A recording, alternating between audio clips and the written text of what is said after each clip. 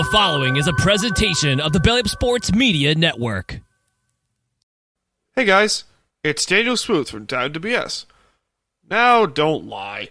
I know you want some great deals on those events you go to, like your Jonas Brothers concerts or Met games or stuff like that. Wait, did I say Jonas Brothers concert? Anyway, so that's why at Belly Up, we have partnered up with SeatGeek. Use the promo code BellyUpSports at all caps at SeatGeek.com to get $20 off your first purchase. Now that is a sweet deal. Don't forget, promo code BellyUpSports at all caps at SeatGeek.com.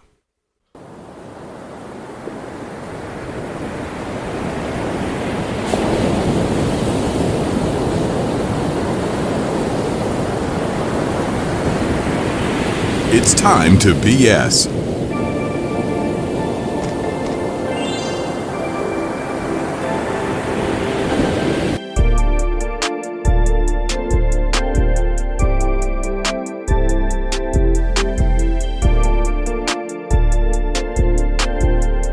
It's cold, it's windy, it's wet, and I'm drinking a fantastic concoction of just weird. You know what? That's not half bad. That is not half bad, ladies and gentlemen. I am drinking green tea and Gentleman Jack. Ask me how that works. I don't know, but it is a dangerous concoction.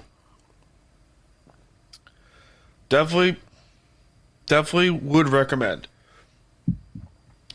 Ladies and gentlemen, we're coming to you from the lovely beaches of Long Island, New York, and part of the Belly Up Sports and Belly Up Media Network. I'm Staniel Smooth. Look at the time. It's time to BS. Few things I want to go over. Few things I would like to go over before we start things off. I refuse to live stream. I refuse to live stream. I will not do it. I've tried it once again. I can't do it. Because no matter what I do, I've tried to force myself to do these things that, like, the Joe Rogans of the world, that, like, this is a good drink, that the Joe Rogans of the world, the Lex Friedmans of the world, like those people, like the top tier guys, like video podcasting, that record myself on a camera and just hit record and go. I can't do that. I have always found peacefulness, or peace, let's call it that, when I plug in the microphone and just hit record with no camera. I find myself most comfortable when I'm doing that. Will I eventually do a video podcast once again? You never know. You never know where the road may take me. But from personal experience, I can't find myself... Well, let me rephrase. When there's a camera in front of me and I'm on someone else's podcast, I will do it. I will do that. I will get myself in front of a camera to do that. But when it comes to my own show, I will not do it. It's just inconceivably messed up to how, you know, this show's on YouTube. I have the ability to record stuff. I use OBS Studio. I use StreamYard. I have the ability to edit, to record and edit video. And I still won't do it. Biggest reason why is incredibly frustrating. It is incredibly frustrating to do. But it's cold. It's rainy here. It's been a rainy week so far here on the island. Lot going on. The Islanders continue to frustrate the crap out of me. For some reason, there has been a lot of just stuff going on. Hockey's picking up in terms of the playoffs are around the corner. Baseball's picking up. Basketball as well. You know, we got the draft coming up for football. Hey, WrestleMania weekend too. Hey, that's exciting.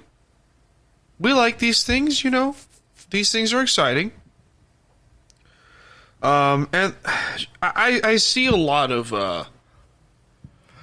stuff on, of all places, Twitter, to where people will question their abilities in a relationship, whether it's, their ability to communicate with one another, their ability to just talk things out, their ability to work things out as a whole. And I want to start off with that.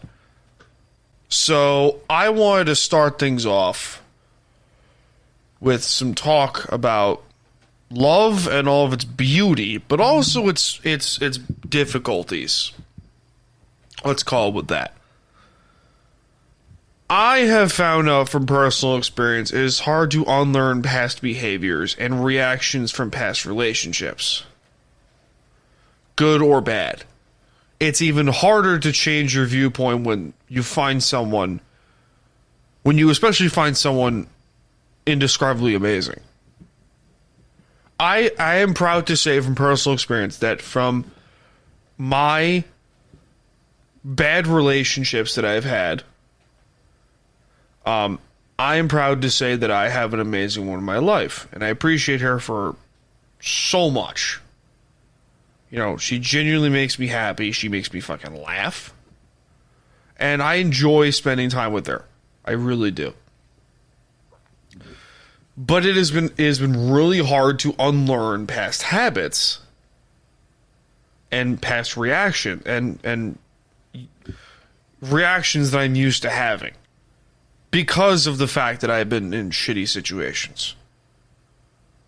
Love's a hard thing to pick apart. But one thing that I've learned over time is that you don't find love, quote. Love will find you. Love will indeed find you. I like to view love as treasure. If you stop looking so damn hard, you'll just find the X that marks the spot quicker than you realize. Like, you don't need to sit outside the house where your crush is with a giant boombox blasting Kenny G's Songbird. That's an outdated reference for those who get it. When you're in a relationship and you're with someone that you genuinely, truly care about sincerely, you will find ways to make it work. You will continuously find ways to go, all right, I have to make this work. Or I want to make this work because this person genuinely makes me happy. For example, I was in an emotionally unstable relationship some time ago. I won't say when, I won't say with who, because that's the past. And that particular person was so unhealthy for me that I had to do anything humanly possible to get out. Now, the relationship I'm currently in, who I did a BS sessions with not that long ago, has helped me unlearn those past mistakes or unlearn those past habits and understand that, hey, a great relationship works shit out. There's some moments where I regret the past in terms of past love that happened, or, I tried to look too hard for love. But when I stopped looking so much, she came and found me, and I found her.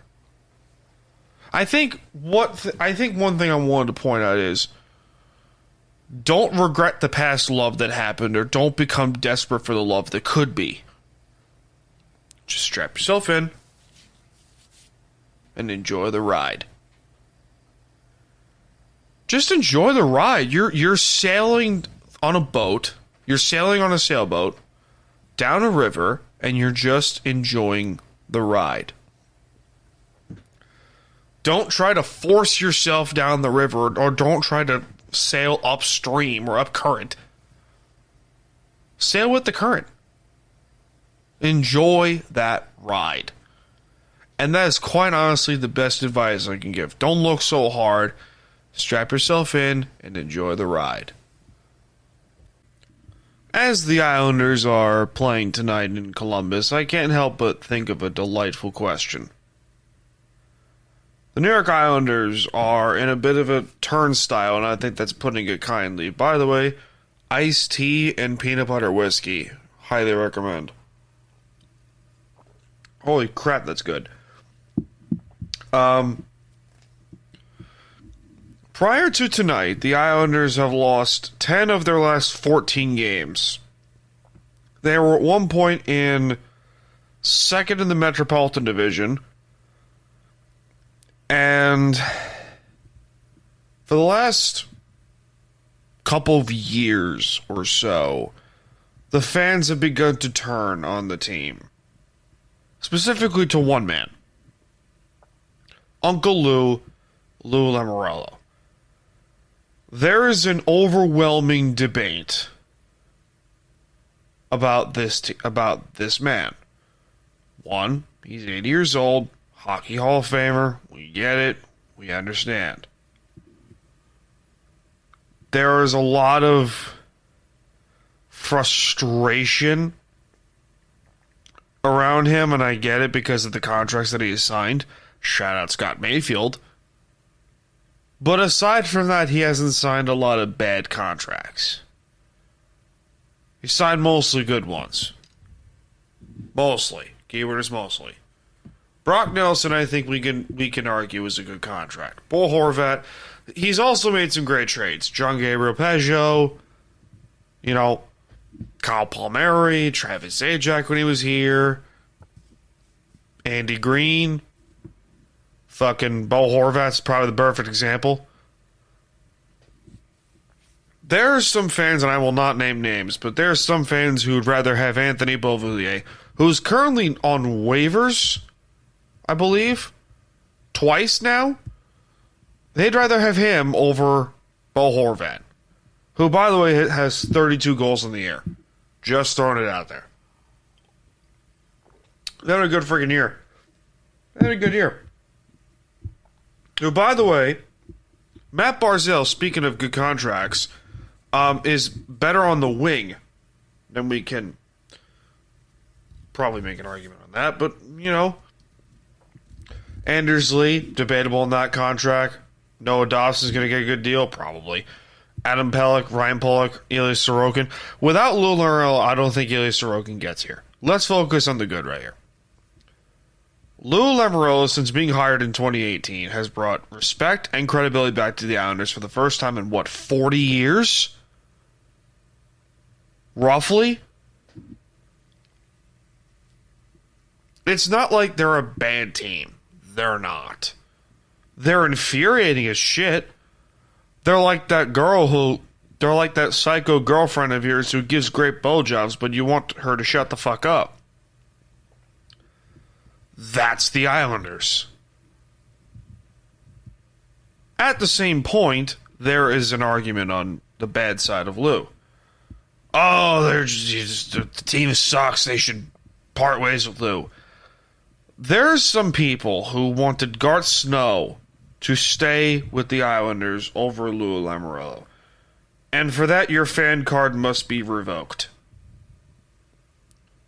I may remind you, ladies and gentlemen, this team, for a majority of my 26 years of existence on this planet, has been a doormat. Okay? I'll talk about the Mets later, as I have some love for the Mets, even though I'm a Yankee fan. But a majority of my life, this franchise, the New York Islanders, has been a doormat. And Lou has brought respect and credibility. Do you think I want to go back to the dark days of the Islanders? Fuck no. Absolutely not. Do I think if the team starts off like shit or finishes like shit next season, that they should make changes? We'll see. But they're not a bad team. Yes, they've blown a lot of leads. Most of that's due to coaching. Want to bet? They haven't blown a lot of third-period leads since Patrick Waugh took over the team. Hasn't happened a lot. With Lane Lambert, different story.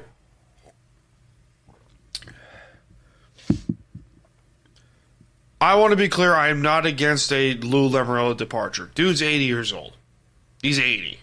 Let's be real. Dude's going to walk away someday. When exactly? Don't know. But, that being said, I would rather have Lou stay here on the island. Just keep my 2 cents in there. I mentioned earlier in the previous segment how I would talk about the Mets and their seemingly rich-ass owner, Steve Cohen. The great debate on Steve Cohen. There was a slew of Met fans in my inner circle / friend group or friend acquaintances that have said Steve Cohen is going to be the savior of the Mets. How's that turn out for you? You know? And I want to be clear. I'm a Yankee fan, but I'm also a supporter of the Mets. I will watch the Mets if they're on TV. Which is amazing because I don't have cable. I'm sure I could figure this out. Anyway.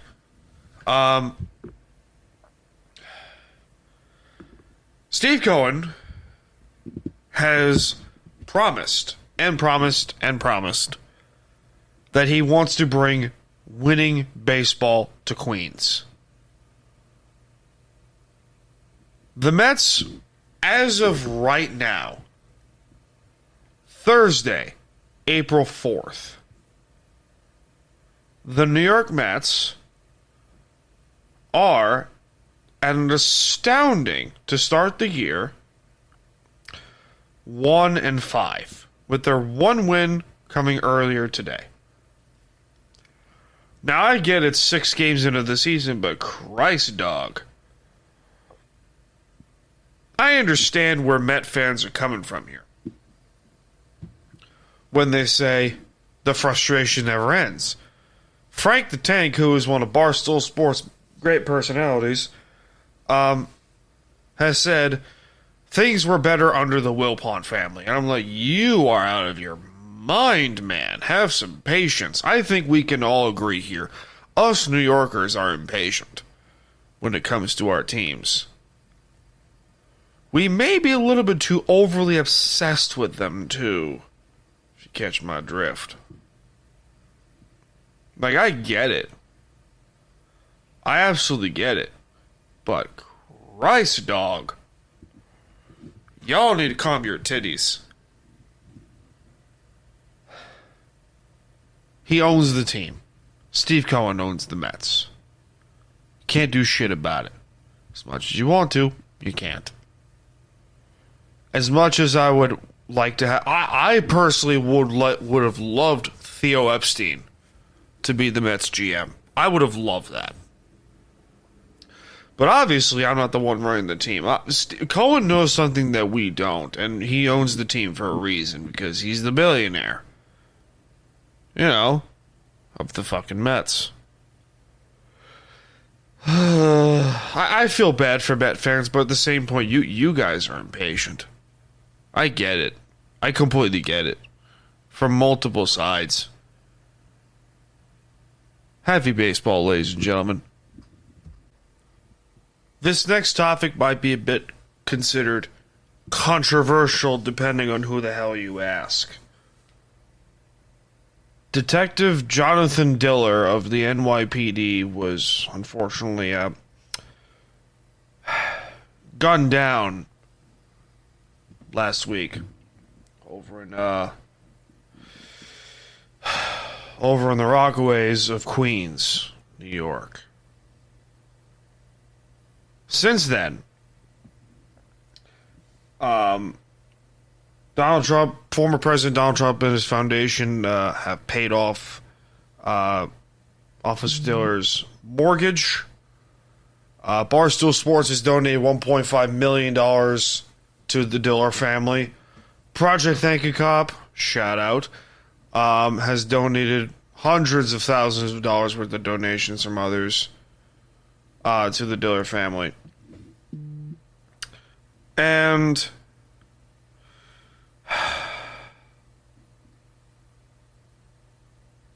it just sucks. It sucks because, listen, I understand that in reality we cannot prevent death. In reality speaking, we cannot prevent bad things from happening. I understand that a good chunk of people today are anti-police. I get it. But I support police, you know, because police are people too. Protect our fucking cops, you know? You shouldn't have to go out in the street as an officer, you know, and have a criminal with 21 prior arrests gun you down in broad daylight, like what just happened. That should not happen. But unfortunately it did. Unfortunately it did. And it sucks because, you know, this is the most political you will hear me get on this show. Here in our delightful state of New York, we have a little thing called bail reform. Which, it doesn't matter what crime you do, you get bailed and put back on the street within days. Hell, maybe even hours. And it's so incredibly stupid how, you know, the New York State government protects criminals but can't even protect our own citizens. You know, it's just crazy to me. It's crazy. And I could get started on the entire U.S. government as a whole, but I won't do that because that's not what this show happens to be. I am a lawful abiding citizen. I'm also a respectful citizen. Protect our fucking cops, man. Shit's gotta stop. You know, oh, what are you doing? What are you doing to help protect police? You know, shout out to Project Thank Cop run by my cousins. They're doing everything they fucking can. Shout out to them. But the fact that this shit keeps going on is sickening to the core. It is so unbelievably sickening. Last thought. Protect our cops. Oh, almost forgot. I can't help myself but talk about this. CM Punk went on Ariel Helwani's MMA Hour radio show earlier this week and decided to just unload all of his just good, just all the spicy shit on AEW. I will be clear once again. I am not anti-AEW. I just think it's fucking hilarious how this fan base will defend this company and say it's better than WWE. Okay, that's your opinion. Whatever. I just want wrestling to be good. I want to enjoy wrestling that isn't crap. AEW has a lot of Hall of Fame worthy talent. They really do. AEW has great talent. It confuses the shit out of me how the booking and the promoting is just shit. Oh, God. Nevertheless, I can't speak this morning. I can't speak. CM Punk unloaded on AEW and his departure from the company after AEW All In Wembley. He never lunged at anyone. He never kicked the shit out of Jungle Boy Jack Perry dipshit. Tony Khan did not fear for his life. The Young Bucks did not like CM Punk, and CM Punk quit. He wasn't fired. There. Simple. Just round it up for you. my biggest problem with AEW, one of the biggest problems, is that AEW is the participation trophy of wrestling. It's you get a championship, you get a championship, you get a championship, you get a championship. Everyone gets a championship. Some people that clearly do not deserve a title run, shout out to Big Cass and Ricky Starks, the former tag team champions, did not flat out deserve title shots, but Tony Khan plays with his wrestlers like a 12-year-old boy plays his action figures, and how a 47-year-old man plays with a sex doll. Just roaming around, wailing his dick around. That's weird. That's just fucking weird. But with that being said, ladies and gentlemen, happy WrestleMania week. Enjoy wrestling. I am sick and tired of the bullshit. I am sick and tired of the AEW drama. I want this shit to be better. I want this shit to be good. Where TNA got it right is they understood, after firing Dixie Carter, that, hey, they're an indie promotion. AEW consistently tries to make jabs at WWE. It's like, terrible example, but you remember the old Alliance American Football? The AAF back in the day? Yeah, that fucking league. They tried to compete with Big Daddy, the NFL. And if you try to compete with Big Daddy, you better not miss. The AAF missed numerous times. Granted, AEW has a lot of talent. And TNA understood that they had a lot of talent back in the day and very limited championships, so you had to earn it. The X Division title, which was awesome. The Knockouts tag team titles, the Knockouts world title, the TNA tag team titles, the TNA heavyweight championship, which was, by the way, when Bobby Roode held that belt, it was gorgeous. That was the best form of that championship. Beautiful. The solid gold plate. I would do anything to get my hands on that belt.